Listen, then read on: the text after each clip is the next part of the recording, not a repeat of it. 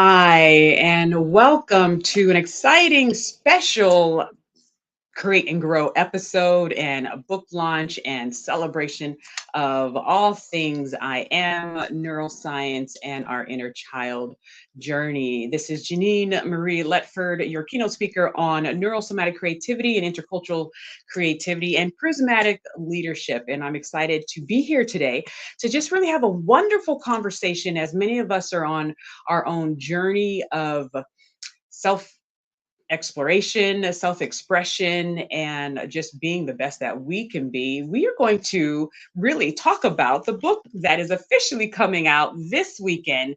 It is in our hands. It's in my illustrator's hands, and we are excited to just share this work with you. It is called The Power of I Am, the Neuroscience of Positive Affirmations. So we will be looking at that, and we'll be talking to the illustrator herself today. So excited. And of course, if you follow our podcast, we do have wonderful thought leaders in just different areas. You know, creative thinking is all about bringing thought leadership and bringing people from different lived experiences together.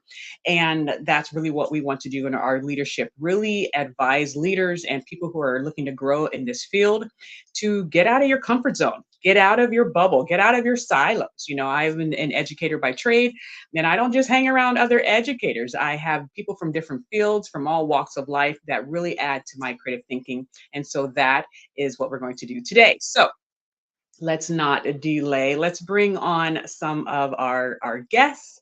And first, really, I'm just so excited to announce her development, her entrance into the professional book and illustrator world. Victoria Mappala is a mixed media artist fueled by the awe and wonder of what colors can create. Victoria has been painting since she was old enough to pick up a brush. And recently, Victoria has expanded her craft into digital art and illustration. And we'll talk a little bit about that. So this new medium gives her the freedom and the platform to explore and experiment with art in a new way. No longer limited by what can be created within a canvas, she is exploring and progressing and developing on so many levels. This is her first children's book, or as you see, we are developing a new genre in the literary world called inner child's book. And I'm so excited to introduce Miss Victoria Mappala. Welcome to the Hi. Create Grow Rich podcast. So happy to have you here. Thank you for having me. Yes, yes. And so I'm just excited to introduce the world to you, even though you've been painting for years, and your Mm. work is out there, and we'll tell people where they can go find your work. But I am excited. Just before we bring on our other guests, what has your journey been like with this project? Yes. So it has been very exciting and thrilling and sometimes nerve-wracking, but I have learned a new thing, a new skill through it all. And I'm so excited because this process has just made me realize that I can do more than just make art at home, and I can be creative and really inspire people through it and bring hope to the world. And I'm just so excited for this book. And yeah, that's Awesome, awesome. And you know, I didn't bring any of your earlier images because we first started talking about this, what, like, oh my goodness, a year ago, a year and a half ago or so? yes. Yeah. Yeah. It was yeah, at that time I actually didn't even know how to do digital art. So this was just a step out. Like I really wanted to do it. And I had just got an iPad to start my digital art.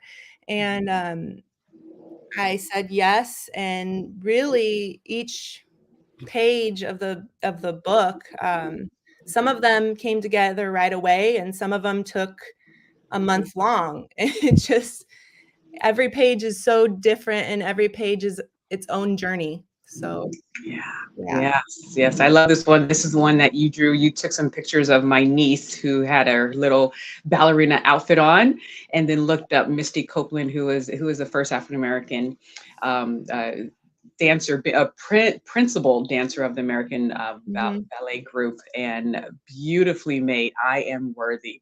And Yeah. it's so awesome. Thank you so very much. And this one we love, I Am Loved. Mhm. And so great. And of course, and today I was and still am creative. Awesome. So thank you Mhm. so much. We're going to bring on some other guests and just have a wonderful conversation today.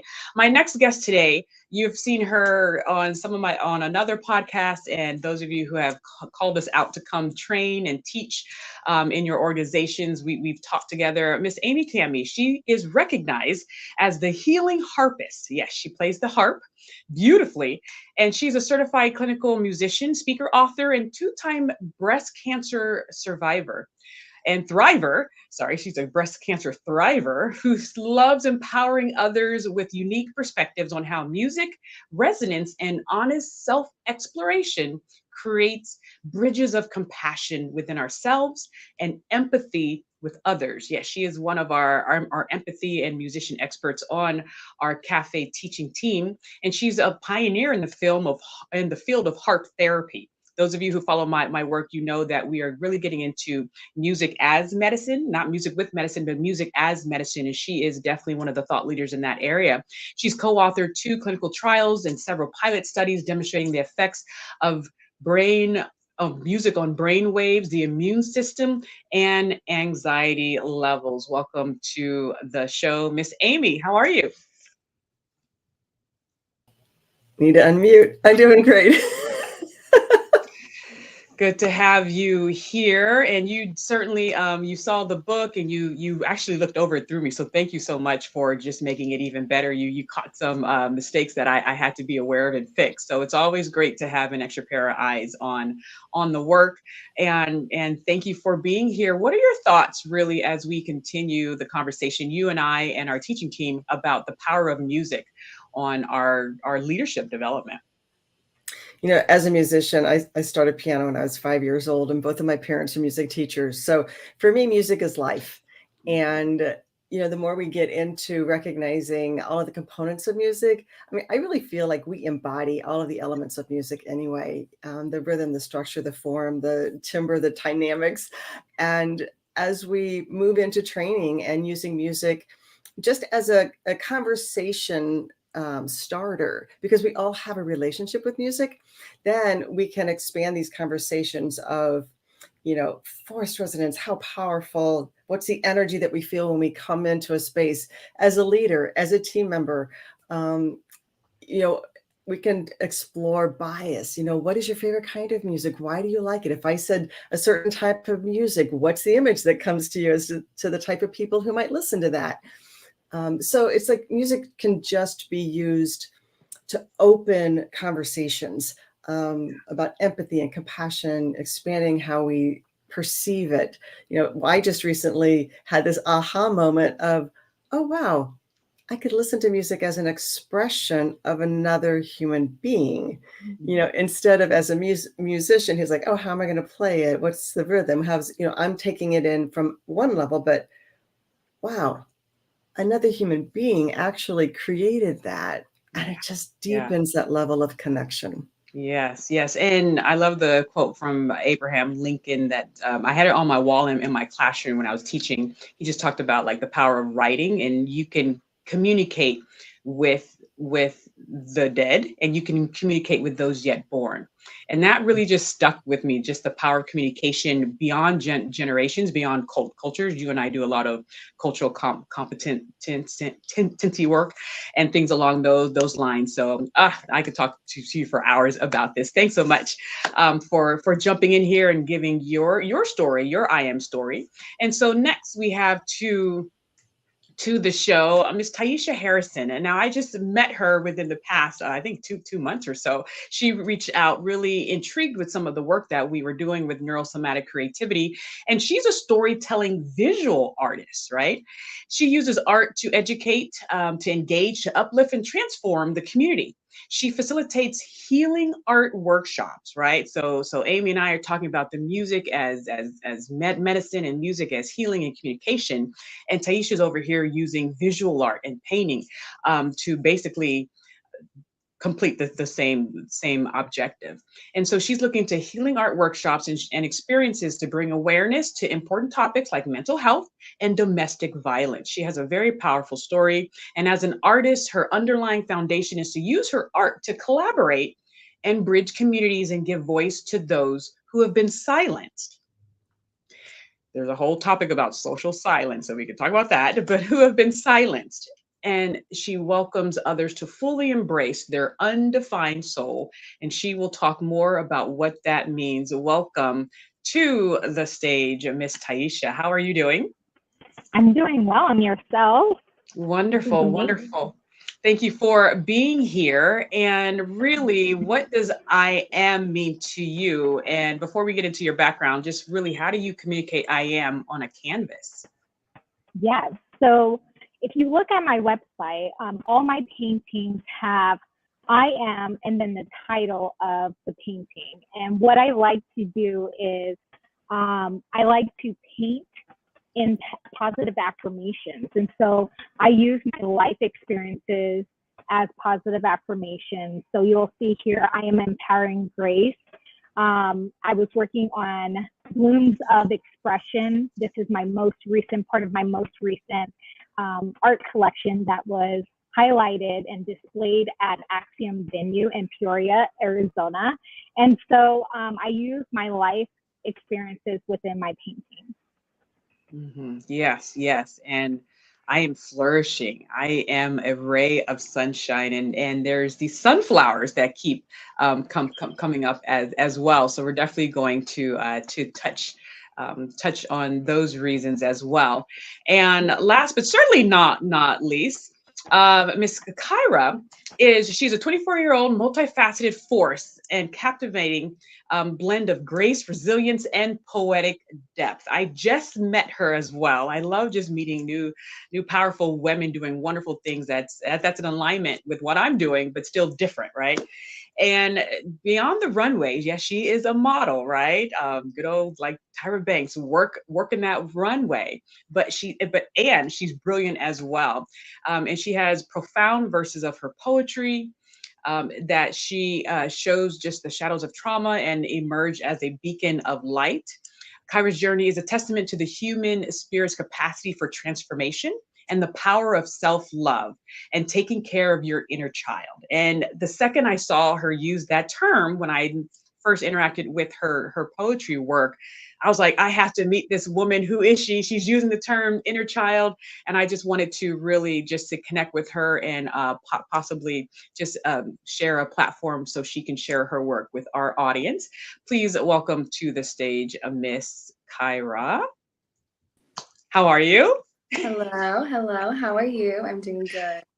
Wonderful, wonderful, wonderful. So let's jump in. I wanted to just talk to you about, and all of you, but start with Kryah, because then we're going to start with the inner child, that concept and what that means and how it feeds in to the I am element, to the identity, and just the journey that we all are having, but how women are having it as well. So Kryah, where did the inner child concept for you come in?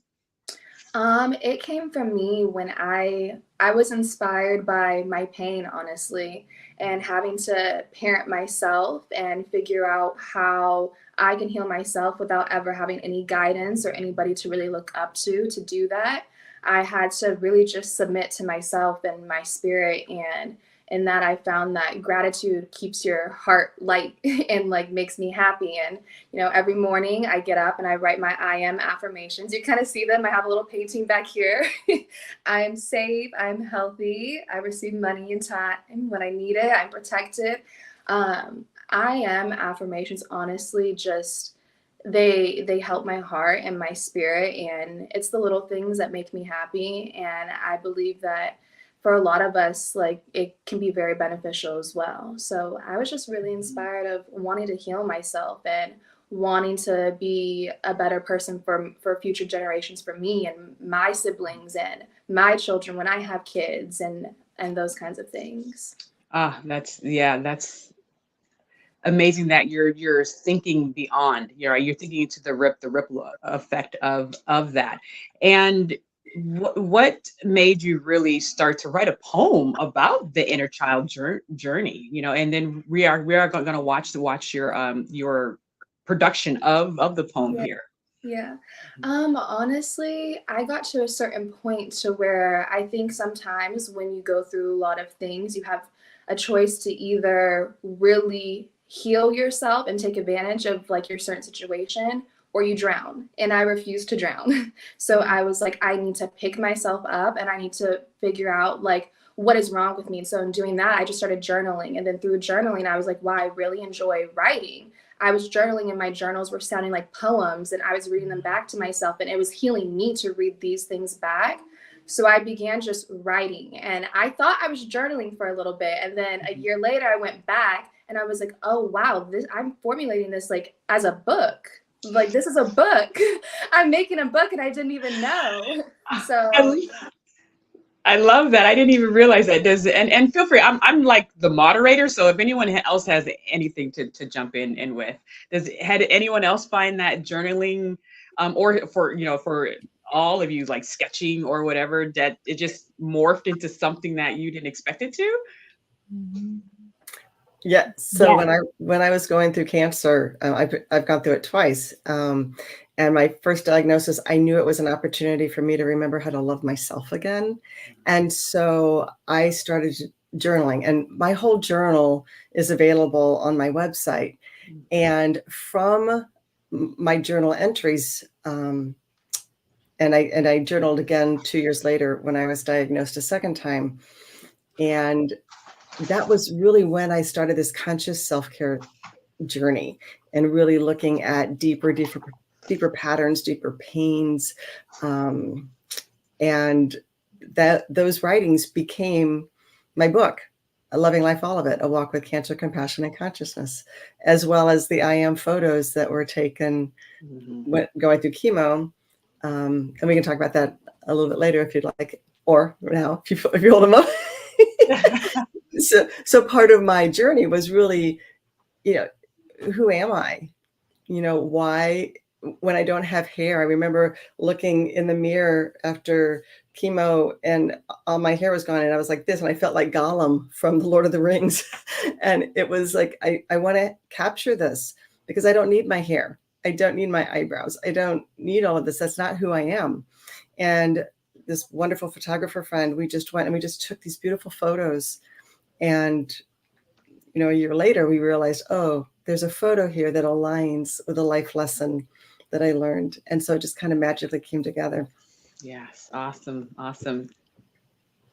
Tiesha, did you have to add? Yes. So I like to call myself the journal queen. So I have so many journals at my house to where I would just write words, and I have like specific, this one's for my ideas. This is for, just a reflection at night. This is after I read the Bible. So I have well over 20 journals at my house. But it all began when I got my heart broken and laid off 5 years ago. And that's when I started my art career. I was just journaling and then also praying. And then I heard or had this feeling. And it was, I am. And it literally was loud. It kind of sounded like a voice, but not really a voice. So I love saying it's a knowing. And so when you invited me, I was like, this is so perfect because I had an experience with I am. And so I am super excited. That's how I started. I am undefined art. I was like, okay, God, what I am undefined. And it used to be I am uniquely undefined art. And then I just took off the uniquely part because it was just too long. And so I just named my business, I Am Undefined Art, as a positive affirmation. When people look at my paintings, they can say the positive affirmation to themselves. That's so I see, and that's why I just love the alignment here. Victoria, do you do your own practice? And you think you're the journal queen? Here's mine. Like mine's all like like colors. Does anyone have like multiple colors for yours? And what else? Oh, I have like 2024. Here's a picture of me and Whoopi Goldberg in there. But yeah, Victoria, what's your, like, do you journal or do you sketch like visually? Yeah, so I think I go through phases, different phases. Like sometimes I'll do like collages or vision boards, and then sometimes I'll draw or paint a little picture for that day. There was a time where I was struggling and for like over a year, and I painted tons of paintings. My room was filled. I didn't know what to do with them. Like just my room was just full of art. And now when I look back at them, I'm like, they really speak to me, and it's just exciting to see like just I don't know how right on it is even to this day. So yeah, that was Yeah. mine. I'll before we just segue to the I am poem or the inner child poem. People have to understand just how powerful journaling is, whether it's written form or it's poetry form or it's visual form. What you're doing is you're basically documenting your life. And I don't know if you know who Ken Burns is or some of the great documentarians. You know, he did Civil War and jazz and Dust Bowl. He's just wonderful with his documentaries. If you watch them, he does a great job with music and photos. But a lot of the data he uses is people's journals from like the 1800s, right? And from the Civil War. And so I'm thinking, what would his storytelling be like, or what would we know if people didn't keep journals back then? And the journals that you are writing now, especially for those of you who are actually putting it into a book and publishing it, 200 years from now, somebody could be pulling that, right? You're long gone and using it for a bigger project. And I just want to communicate that people actually see the hugeness of the generational impact to the story of basically America, the story of womanhood, the story of us. So with that, another point I want to make as we segment is a lot of us do leadership training. And I know a lot of you, I think all of you are either doing it or looking to get into it, right? A lot of corporate training, even with schools, right? What does it look like to train leaders, teacher leaders, and educational leaders and organizational leaders? And we talk about the leader needs to be mindful of the inner child, right? Because psychologically speaking, neurologically speaking, a lot of the cognitive decision makings that we do as adults stems from the belief structures that were built in childhood. So we're going to get your thoughts on that. But first, I want to present, I don't know if this is like the world premiere online because she has shared it, but I just want to bless our audience and our panel with the work of Kryah. So let's see her poetry of the inner child, and I know the young actor, her inner child, and this is how I found out about her. She's a friend, the daughter of a friend, and this is Kryah and her inner child work. I talk to my inner child sometimes, hoping that she's listening. I help heal her so I can heal myself. I desire to get back to me. So much pain has been held by that child I used to be. So today, I give a voice to that little girl who is too afraid to speak up. I tell her she's safe, it's okay to go to sleep. When I close my eyes, I see all of who she used to be. I hear her cries, and I feel her pain. I wipe her tears, and I tell her that I'm here for whatever she needs. There's so much beauty that lives in that little girl. She shows me light in the darkest of places. All her dreams, all her creativity, my soul seeks the power in the child that I used to be. Healing her will be a long journey, but I'll follow the footsteps she left until I find me. Creating a masterpiece out of my pain, painting the walls in orange and blue. When I visit my mind, I won't see a dark place, only colorful hues. A miracle in works. My biggest enemy has been the inner me, but I will not let my wounds become my identity.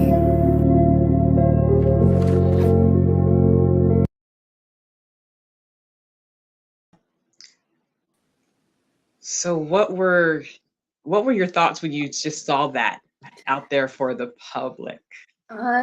So I like I like put all my heart and my soul into that. So just every time I rewatch it, it just hits something for me. I have always had a very hard time being vulnerable, like out loud. That's why it's been easier for me to express myself on paper. So being able to do that, being somebody who was told to like not speak up, or that their feelings weren't validated, or that their pain and their traumas weren't validated, and not worthy enough of being talked about, it was the most liberating feeling I have ever felt. It gave me like a little bit of anxiety at first, just like really like letting everything out for like the world and people to like see, and to just be living there forever. It's like a child. I feel like I just birthed a child out into the world, and I'm having to like nurture myself and take care of that, and make sure the best energy around that is being put towards it. So it was definitely an experience, but the best thing that I have ever done. Yes. Does anyone did that hit anyone in a certain way that they wish to share?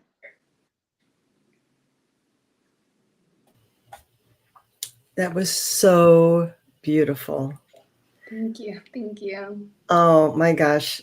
And every human being can relate to that, because we all have this inner child in us.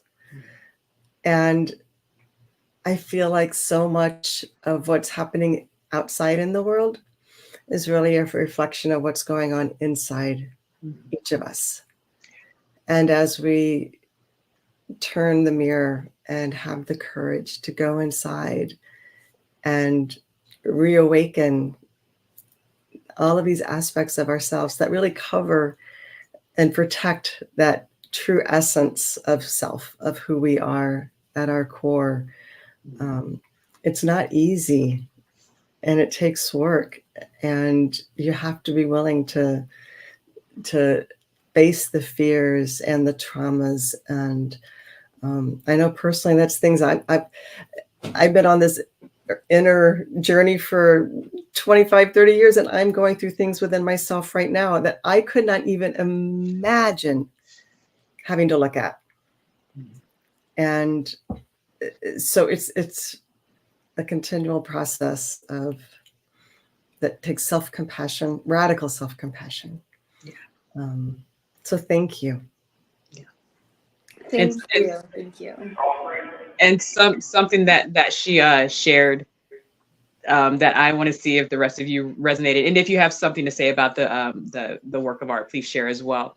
But she said it was kind of like, like birthing, and I always use the metaphor of when we are creative, we're all creative, right? Some of us say, oh, the creatives, but we're all creatives. But those of us who act on our creativity and actually put things out into the world, it is like a birthing. I still have my first book over there that was published June 19th, which is Juneteenth, 2019. I'm like, oh my goodness, it's like out there, like people are reading it and I'm sleeping and they're out there reading it. So you can speak about that or the film, but what is it like to see your work like birthed out there? Tiesha or Victoria? Yes, it is the most beautiful thing. First, I want to respond to Kryah's video because it is very important. When I was younger, I had parents and family members always state to me how basically I wasn't good enough. They were always comparing me to my siblings. I'm the oldest, so they always compared me to my siblings, to other things. How come you're this? How come you're skinny? Or not skinny enough, or whatever it may be. And so I really resonated with your video, that inner child healing. And that's the main reason why, I started the I Am Undefined Art as well, because I was in a place of depression. And I moved to North Bergen, New Jersey. And after that was my breakthrough. And I was like, I can do this. I am this, and I started saying the positive affirmation. I started learning about meditation and law of attraction, and the list continues going on. So I applaud you for creating the video. It was the most poetic and beautiful visual to see. Thank you. So thank you. Victoria, did you have? Yeah. I mean, the whole video is put together just beautifully, and it's very inspiring. And I mean, I just love it. It's beautiful. But with the birthing, every time I'm going through a birthing, it's like my mind, like there's so many emotions going on, just like a birth. You're going through so many different ups and downs. And then, like, with this book, when I saw it and I'm like, oh my gosh, it's here. It's just amazing to see something you work so hard on for, over a year. And then it comes to life. So I don't know. I think that some people can give up in the middle of it, but if you just keep going and push through, you're going to see something, all the fruit of all you've done. And it's just pretty amazing to see. Yeah. That's so good. And just to keep encouraging others to birth. Because when you do it, even though, you said anxiety and like, and it hits you emotionally, right? Every time you watch the video or you see your painting, especially you see your painting on someone else's wall, or you see what Victoria's about to see, her work in other people's hands, little kids flipping through it and things like that. It just, once you birth, you realize, with my son, like he's his own entity, right? He came through my body, but he's its own self. And it's like your artwork is the same thing. Like it's out there living its own life. It's out there meeting people who you don't even know it's impacting, right? And what that means. And so going through the inner child and the inner child work, this is called the Neuroscience of Positive Affirmations. And I follow and study under a lot of neuroscientists like Dr. Michael Platt and Dr. Caroline Leaf. And I actually have a clip from her where she talks about really the importance of working with your inner child. And I'll be, connecting more with Kryah, like, here's the neuroscience behind everything you're talking about. But in this clip, Dr. Leaf is interviewing someone who had to work through his inner child. And one point that he brings up is, a word that Amy just said, I have to be compassionate of when I was an 18-year-old. I know things now as a 35-year-old that I didn't know at 18. I have to show that 18-year-old compassion. And so let's watch this, and I would love to get your feedback. Let's see. Cleanse him, to be mindful of what it was like for him, what he was carrying at that time, what he believed to be true, and just learning to respect and honor every single one of those versions of me. That's unbelievable. That's so profoundly powerful, what you've just said. And it's a lot. And you do talk about that. You have a whole page where you talk about dealing with the inner child. And this is really very, very important. Do you know about the kintsugi principle in the Japanese kintsugi? Wait, is that when they repair the bowls with gold? Yes. And that's exactly what it's in the work that I do, as you know, because you follow me and you've read my stuff. But I talk about embracing, processing, and reconceptualizing. Now, when you did that inner child work, that's what you did. You went back and you embraced and you processed, you honored it. And the processing is embraced, because when you embrace, it's taking it into your fold. You didn't reject, you embraced. So you went from the suppression in the religious kind of intervention to you embracing and then processing through that pain and that grief and accepting it, and then and finding the root of it, and then you reconceptualize that. So your life was shattered at each of those moments that you had to go back, the 5-year-old, the 6-year-old, the 8, whatever. As you said, you took those pictures, but each time you did a kintsugi kind of principle, because when you embrace, process, and reconceptualize, you basically confront, deconstruct, and reconstruct. So if a vase shatters to the ground, the Japanese don't just sweep the pieces away. They meticulously collect each piece and rebuild it with gold lacquer and platinum. So this beautiful new vase exists with all the story. And that's what's so important. That's what you've just said. You took the 5-year-old and you embraced and you honored, and then you rebuilt that and reconceptualized that. The 22-year-old that you were mad at for wasting time going into, you forgave, and you went and honored that feeling, because that's all that the 22-year-old knew at that stage. And so there's the gold lacquer. So now you can talk about that. There's that vein. There is the 22-year-old, the 5-year-old. So you've reconceptualized your story. How amazing. I mean, I just want to honor and respect you for doing that, and for how many people are being helped by just what they're hearing. As you say, it's not about any one thing. It's about you as a human reintegrating your life. It's about you as a human reintegrating your life and forgiving and redefining your story. And any thoughts about what Dr. Leaf just shared?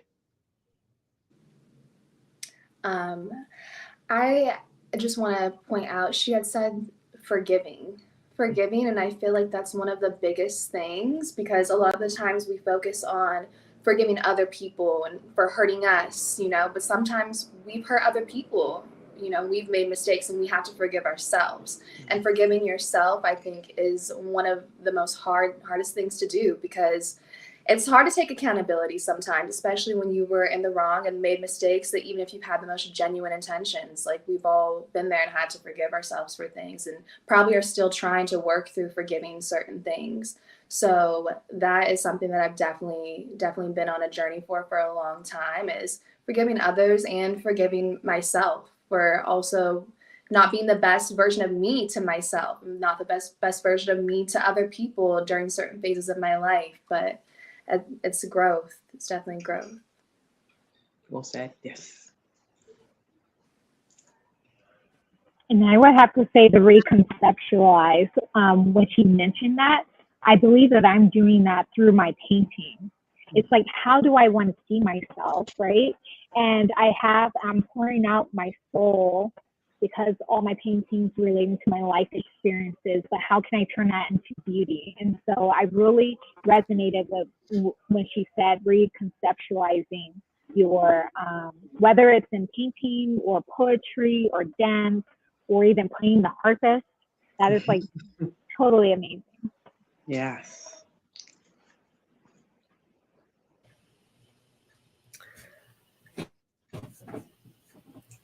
It feels like so many people are in this process right now. And there's like this convergence of insight and disciplins and methods that are coming together. And for me personally, having the awareness of Lisa Feldman Barrett, our brains are wired, they're tuned and pruned based upon our environmental experiences. And then those become patterns that we repeat throughout our lives. And then they become habits, and they just get woven into what we think is who we are, but it's not. They're just the patterns. And then recently I've been learning more about internal family systems. And it's like, when we say the inner child, that's an aspect of ourself. That's that part of ourselves. But we have these other parts. And for me, like, I'm discovering this anxious, worried mother, that was very overprotective when our kids were young. I'm learning about, what I was afraid to say because of my fear of being abandoned because I'm adopted.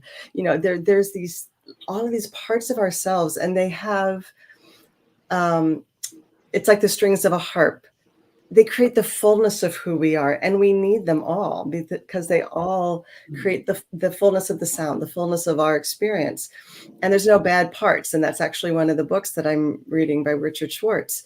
And to go in and find those parts and befriend them, have that compassion, listen to them. Everyone wants to be seen, heard, and understood. And that includes like all of these parts of ourselves as well. So, that's part of the reconciling, the befriending, the compassion, listening. What are you afraid of? Why did you choose to become this overprotective mother? But there's a reason. There's a reason. And once I understand that part and the reasoning for it, because it started like maybe when I was 35 by something that happened in the environment. Again, our body, and this goes back to the neuroscience, Janine can totally dive into all of this, as we receive all of these signalings from internally, our internal systems and the external systems, our brains create these connections and these memories, and then they get repeated. And so we are just so rich as a human being. We are so full. And radical self-compassion, it's a process. It's a lifelong process. We're never going to get there. We just keep growing. It's a journey, right? It's a journey. And that's one reason I love teaching with you, because you actually bring your heart on some of our sessions. And it's really reminding people the work of neurosomatic creativity, this connection of the mind, body, brain connection. Sadly in school, in kindergarten, they're very much into their bodies. They're touching everything. We're singing and moving. But by the time you're in 12th grade, not so much, right? It's just purely cerebral and only this, and you're not moving at all or interacting or feeling the energetic signature, right? The emotions. Victoria, did you have anything to add to that? For me, like everything that I grew up with, all the bad, all the, fears, everything. I am just now in my life at a point where I'm doing everything I wanted to do when I was younger, but didn't have a chance to do because of those fears or because of things that stopped me. And so now I'm just moving forward and saying yes and doing it afraid. And one by one, those fears are just going away, and with the words and the powerful declarations. So it's kind of cool to see my life change the way I wanted it to when I was younger. Thank you for sharing that. It's because I know when I first approached you, it was like, hey, have you ever thought about a children's book before? Because and I love this fact. Just so you know, my life's dream is to have a team of professional artists who can teach. That's really important. It's awesome to be a professional artist, but I need people who know how to teach, right? And so Victoria painted my logo. This is hand painted, right? And she first did this, and then for the Alumni 360, which our book launch is this Saturday in Chatsworth near Los Angeles, she painted this for Alumni 360 for one of our events. I call this free freedom, right? And so just having this group even here, we have painters and we have musicians and poets.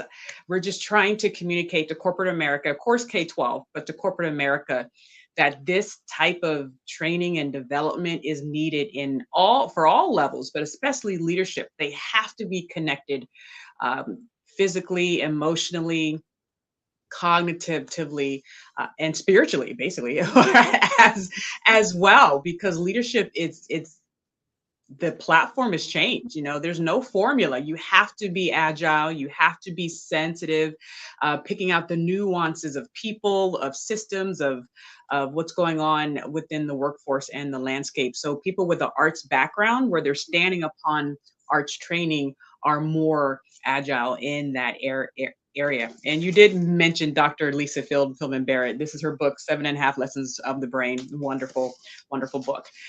So I just wanted to also, talk about the book, since we're talking about the book that will be released this weekend.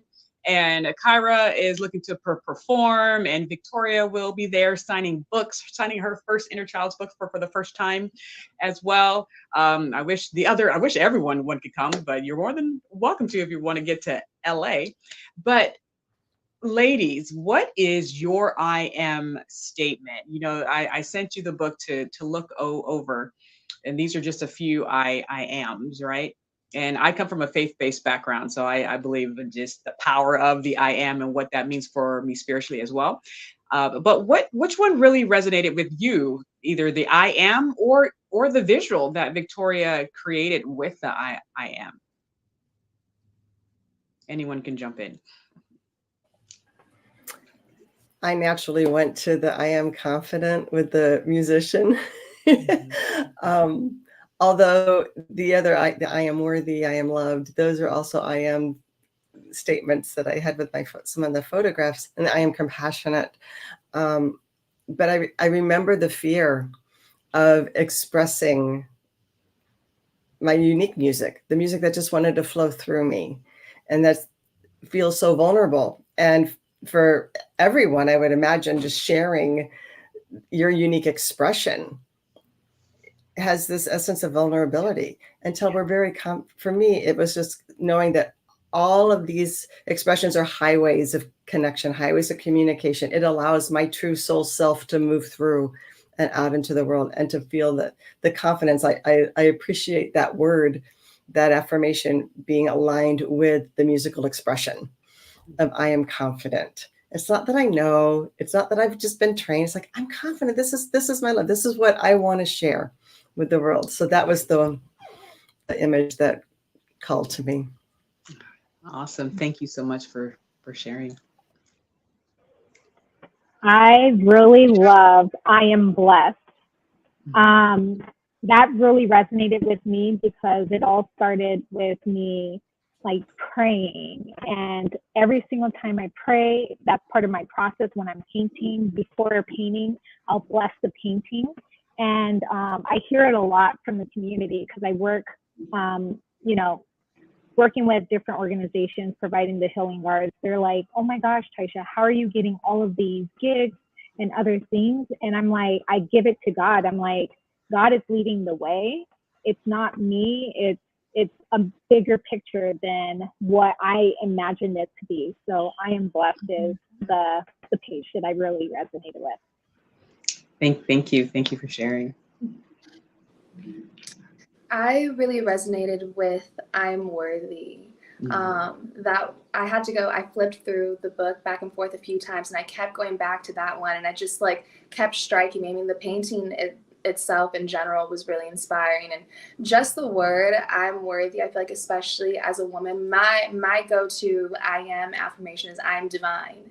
And in a way they correlate, because I feel like especially as a woman, the constant judgment and the pressure, and there's just so much pressure from the world all around on us that sometimes it does have you question yourself whether or not you're worthy. I feel like we all go through that kind of thing here and there, and it takes a lot to really look at yourself in the mirror and be like, you know what, like I am worthy no matter what you say or this person says. I'm worthy. When I go to bed, when I wake up, I am divine. I'm a woman. I am magical. I'm powerful. So that definitely strikes me a lot. Awesome. Thank you. My turn. Yes. Yeah. Well, which one did you enjoy painting the most, or which I am really resonated with you? Okay. So every day I say I'm victorious, but that's not in there. It just really means a lot because my name is Victoria. But in the book, this one might not be like something that everyone picks, but I am thankful. That one, I love that first, the picture, because that's what my table looked like. That's like what I saw when I was every day when I was younger. That's what I saw. I saw all that. And then in the middle, it has my daughter's handwriting. So that made it, kind of fun. And then being thankful every day is a huge part of our life. Without being thankful, you won't be happy. So that's my favorite. I love that. Thank you for sharing it. I forgot to ask myself. Of course, the one with my family, right? And I'm actually doing some work with some indigenous groups, and this one really stood out to me. It stood out to Shayne as well. I am respectful.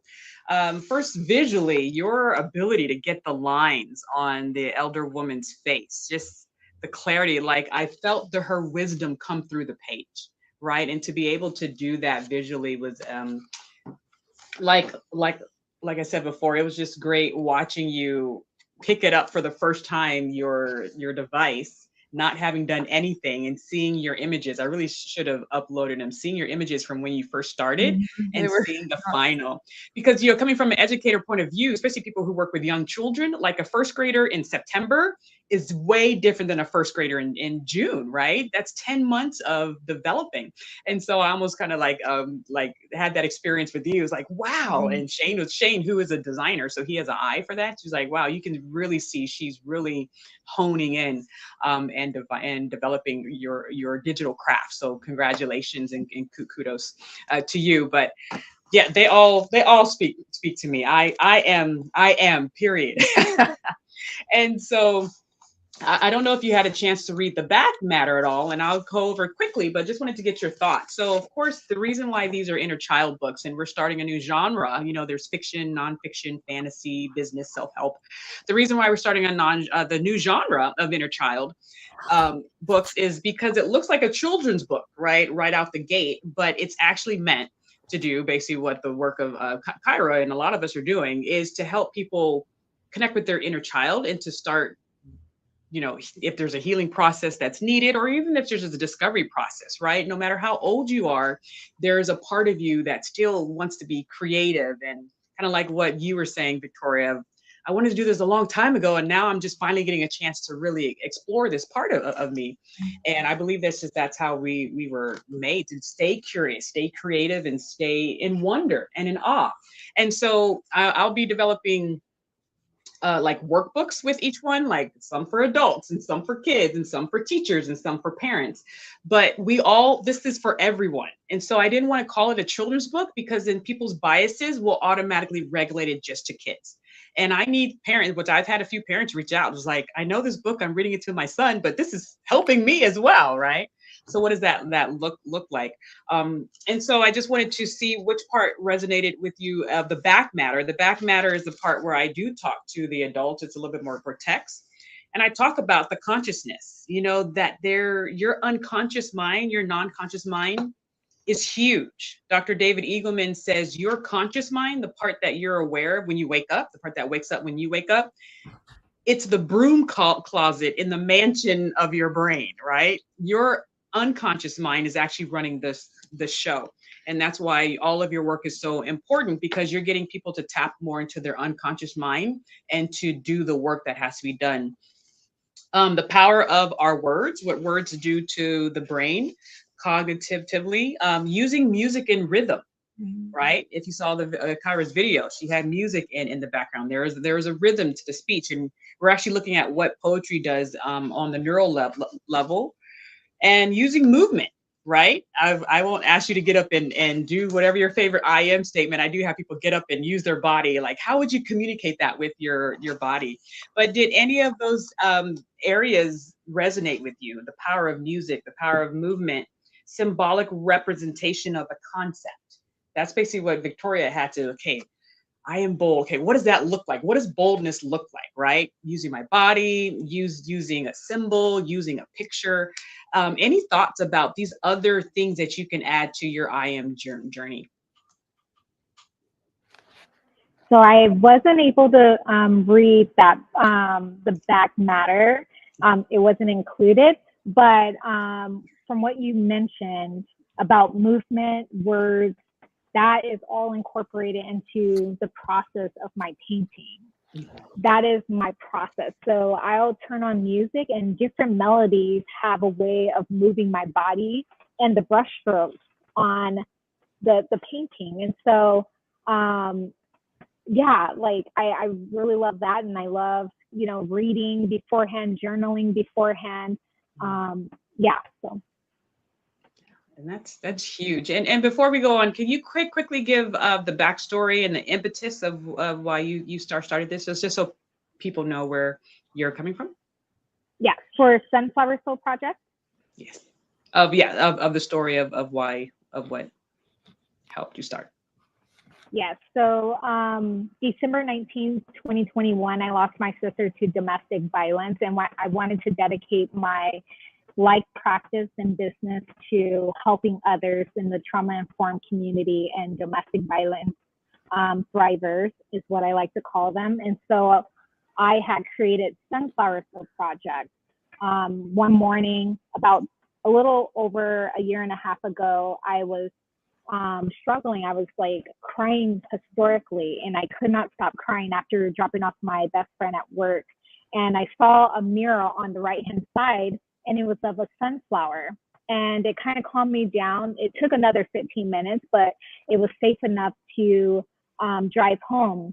And the only way in downtown Phoenix to go to my house, I had to turn right. And I saw the second mural of which I thought was a sunflower, but it was another yellow flower, which led me to a third mural that was 3 times as large of the sunflower. And after I saw the third mural within 5 minutes, of the first one, I just knew that there was something to do with sunflowers. So I have people say in my healing art workshop, I am a sunflower soul, as a powerful statement to themselves, because I don't know if you know, but sunflowers follow the sun, the light, and it goes to the west, and then it goes back to the east for the sunrise. And so it's used as a metaphor but people love it. And I'll pass out a sunflower to the first person who says, I am a sunflower soul. So it's a whole shebang. People love it, but it's also the metaphor of sunflower soul. And they're also used for healing purposes as well. When we met, I was like, what are all the fun facts about sunflowers, right? And because, you know, our logo's the diamond. So we're all about metaphorical teachings. And so wonderful. So for the rest of you, anything that resonates from the back matter about music or movements or symbolic words with your I am journey? For me, of course, I love the music. Understanding, because music actually activates almost the entire brain. And when we're learning something and we put a rhythm to it, you know, that is the entrainment you had mentioned. You know, entrainment is when two rhythmic systems actually sync up. So the patterning of the speech, except with the brain, the rhythms of the brain, the heart rate, we add our body, and now we've got this full sensorial experience. And that becomes salient, right? That's one of the words in your brain on art. You know, the more salient an experience is, the more we remember it. And as we're with other people, because I know you do affirmations with your family, Janine, like you're literally like entraining and syncing up the nervous systems. Like you're creating that that connection. So, you know, singing I ams with your choir, with your family, with your friends before school, on so many levels, that's just creating these beautiful neural bonds, heart bonds, mental bonds, physical bonds. And we need that connection to survive. Yes. When we talk about collaboration, that's key. The neural synchronization, right? Synchronizing brains, the work of Dr. Michael Platt and his team. And I think organizations think we're a little bit odd. We're like, hey, you want to work well together? Go join a choir together. They're like, what? No, we need a bullet point. Like, no, go move together. Go sing together. And they're like, what? But don't worry. They'll finally take it on. Kryah? Yeah, I think, and all those are all really important things. I think for me specifically, to heal my subconscious parts of myself, I use frequency and I use words through like self-talking, you know, and having to uplift myself in my mind and like talk myself through my day and my situations. And also, I mean, when I'm writing, one of the main things that I do is like turn on a frequency, just like a sound, and I'll just sit there and I'll just like put my hands over my heart and I'll just think and I'll meditate, and then from there I'll just let the words just like flow onto a piece of paper. I do sound baths too, and I know that those have been super helpful for me, like extremely helpful. I know I brought a few friends of mine who weren't even really into that kind of thing, and I was like, no, you have to come. Like you're going through it. Just let me take you on this journey. And they loved it. Like they loved it. They got really emotional, and they were like, wow, like this is like making me think of parts of myself that I've never thought of before. So I feel like going through the journey of like me acting and reacting to certain things subconsciously, and having to dive in to figure out, why am I acting like this, or why am I making this decision, or why does this make me upset or triggered, having to talk to myself and write. So I think all three of those things for me specifically just tie in so well together. Yeah. And it's interesting. You mentioned sound baths, because a lot of people do have assumptions, right? And everything, especially because sometimes, you know, it's connected to certain things. But I need people to understand that the science is very clear. You know, we are frequency. You are vibrating. Like the smallest atom is vibrating. So this is scientifically based. And I always say 528, right? Which is the note do. And Amy could probably expand more of this, but yeah, frequency affects you. It affects you big time. And if we always do with our leaders, it's like, what frequency are you emitting? Emotions have frequency. You know, nature has frequency. Of course, music. You know, so all of this affects you. You can really see it affecting on water. You know, there's a lot of research with frequency on water and words on water. There's so much there, and for us to not be like woo woo and be like, oh wow, this is actually connected to my mental and emotional and all forms of health and relationships. So I think part of our job is to reclassify it. No one looks at you odd if you say go to the dentist and do your yearly checkup, or go to the doctor and do your yearly exam. That's not like woo woo, but people look like woo woo when you're saying so it's just frames. We just have to reclassify it, and that's why I'm amassing this brilliant team of people who know how to do this well. Victoria? Sure, yeah. So what really caught my attention was when you said when you are engaged in music, you're giving your brain a full neural workout. I love that because I'm always listening to music, and I kind of do everything at once together, mixed. So I dance, I do art, and I worship, and I listen to music. So all at once, and I just feel my freest when I'm doing that. So I just feel like everything is, I don't know, everything is, I'm in like a big space and everything just feels free. And that's my favorite thing to do. So I love that because I'm realizing that my brain is getting a big workout. So yeah. That's so good. And we know, people are coming in at just, different faiths, and some just, have just their own different walk. And when we say, that, your walk is your walk, your experiences, your experience, but just to know that no matter what journey you're on, or however you classify that journey, that peace and freedom, right? That's huge. Those are some big, huge words. And one thing that really caught me onto your work, Victoria, is when I identify as Christian, and as you, and we were at church one time, and you were in the corner painting. Mm-hmm. Right. I think the worship team was on stage, and I was like, what is she doing over there? And then I think our pastor at the time was talking about him, and he was talking about, like, a word came up, like hope. I think it was joy. Joy. Okay. And then I look over, and before he even said that, you painted the word joy or something. Mm-hmm. There was some alignment, and it was really cool just to see just the connection, right? Just this connection of flow. And I love dancing, but it's really communicating to corporate and to K-12 and to everyone, right? That no matter what the beliefs are, the arts are important for everyone, right? The arts are important for human beings because they allow you to express your lived experience and your story. So before we get some final words from everyone, see, an hour can go by fast, right? Especially with brilliant minds like you. I just want to let everyone know that we are launching this book. You can actually check it out at cafestrategies.com now. Or I don't think it's on mine, but yeah, so cafestrategies.com. And we also have a brain, in case you need to get your brain, because we have that as well. All right. Let's see. I'm sorry. I think Suri was trying to talk to me.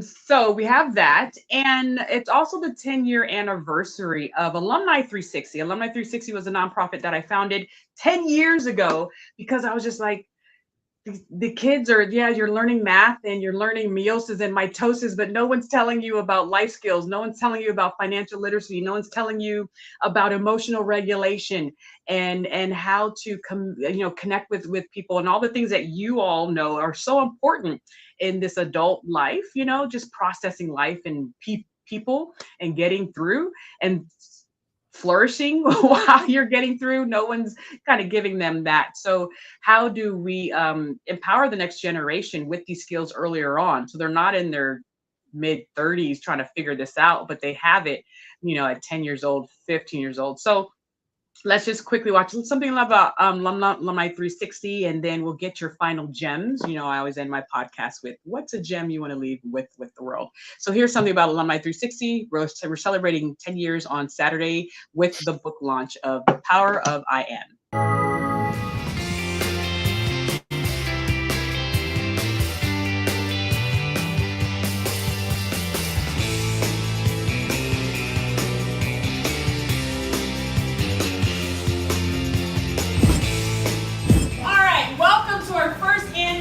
Entree Arts Camp. Are you excited? How many of you all have ever had an idea and thought, someone's probably already doing this?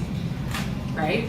Okay, this is good. This is good. So basically, an entrepreneur is an artist, and what that means is you design a world that only you can see, and then you have to manifest it to the world.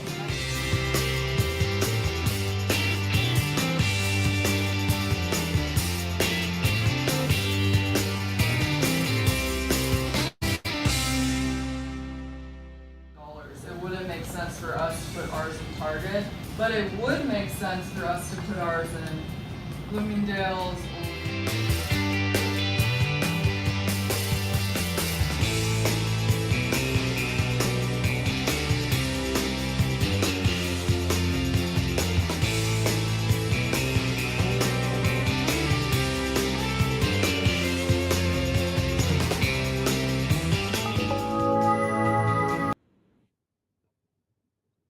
All right, I got everyone else to the stage before I forgot myself. All right, so, oh, thank you so much for this. I knew it was going to go by really quick. Thank you so much for being a part of the Power of I Am book launch, the celebration of Alumni 360, 10 years of student empowerment.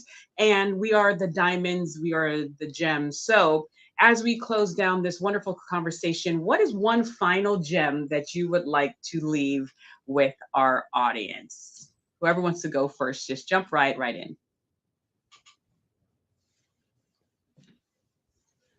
Okay. I'm going to leave with the gem of your gifts aren't gifts if they're not being given. So to really what you feel is your purpose and what you feel is a gift to you, give it to the world, share it. Because I know that a lot of times people are afraid to share their gifts with other people, but your gifts could be healing and helpful to anybody. Oh, your story can affect anyone. Thank you. I might have to borrow that, and I will give you credit. Hey, go ahead. Awesome. Thank you. I would like to end on this note. It's a short poem by Marianne Williamson, and it says, "Our deepest fear is not that we are inadequate. Our deepest fear is that we are powerful beyond measure. It is our light, not our darkness, that frightens us. We ask ourselves, who am I to be brilliant, gorgeous, talented, fabulous? Actually, who are you not to be? You are a child of God. Your playing small does not serve the world. There's nothing enlightening about shrinking so that other people won't feel insecure around you. We are all meant to shine as children do. We were born to make manifest the glory of God that is within us. It's not just in some of us, it's in everyone. And as we let our light shine, we consciously give other people permission to do the same. As we're liberated from our own fear, our presence automatically liberates others." Thank you. Thank you. Thank you. I know that one as well. I had that on my wall as well. Awesome. Thank you. For me, just reminding myself and others that we're all unique instruments. We're all unique. I like to use the harp as a metaphor, with our own unique set of strings, which represent our feelings and beliefs and experiences, and all of them create the fullness of who we are. And that deep compassion grows from within as we lovingly embrace all aspects of ourselves, all of our strings. Wonderful, wonderful. Thank you. Love it. And Victoria. Yeah, you have something inside of you that nobody else carries, and to not let fear stop you. The world needs to hear your creativity and your voice, and take a chance and step out and go for it. Love it. Love it. And thank you so much for just being here. Thank you for sharing your wisdom. I wanted to see, I was like, could I find the video of Shawn reading the I Am book? But I just wanted you to know that the work that you are doing is not just helping the ones that will see it today. You know, I keep saying that because I keep wanting people to know that this is transcending generations. It's transcending people who you can't connect with, people who you will never see, right? They are interacting with your work. So what does that look like? And so as I bring this one video up, let's see if I can find it. I want to say thank you to those who joined us. We actually had a few, we had people watch this, a few people watch it the whole way through, but a lot of people will watch the replay. So let's see this last one, and then we are good to go.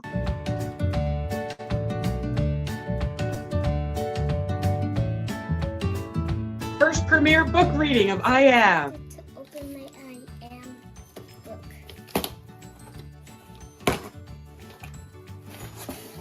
Oh, yay! I can just jump on these. Here, let's do this. Shawn, the book, Shawn. Show us the book. What do you think? Are you ready for the power of I Am? Let's go!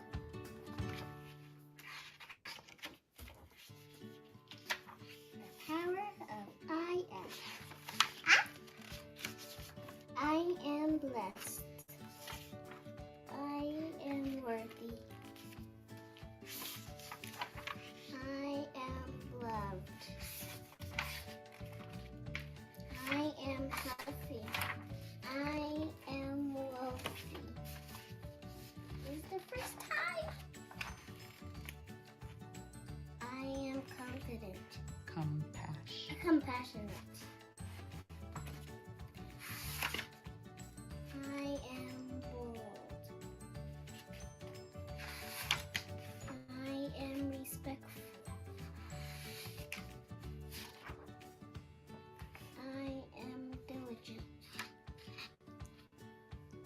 What does that mean? It means you work hard, and we work hard at something. That's a new word for us. Good job reading it. I am TH, thankful. I am curious. I am confident. I am... Wait.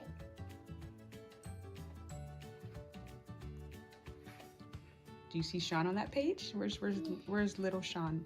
And who else is Shawn with? Chair. Yeah. I am Who Ob. is this? That's just a little boy wearing an F. I am Ob what? Observant. Good. I am adventurous. And the last page. And today I was creative. Bye. We hope you have a good day.